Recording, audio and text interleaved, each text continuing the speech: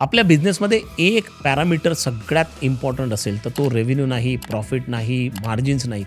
तो म्हणजे cash flow आणि एस्पेशली सुरुवातीच्या स्टार्टअपच्या वेळामध्ये.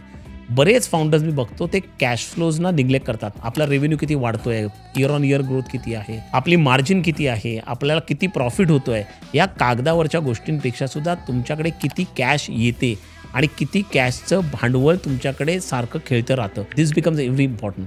कारण cash helps you to buy time, cash helps you to create options आणि कॅश तुम्हाला सर्व्हायव्हल करायला अत्यंत मदत करते.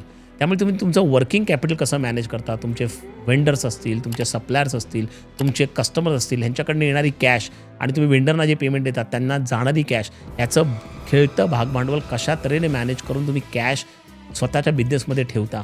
लक्षात ठेवा मित्रांनो, 5% मार्जिन असलेले बिझनेस पण खूप चांगले चाललेले आहेत आणि 50% मार्जिन असलेले बिझनेस कोसळलेले आहेत. कारण ते कॅश मॅनेज करू शकले नाहीत. म्हणून ॲज अ फाउंडर तुम्ही कॅश फ्लोवरती फोकस करा आणि तुमचा स्टार्टअप सक्सेसफुली चालेल याची गॅरंटी मी तुम्हाला देतो.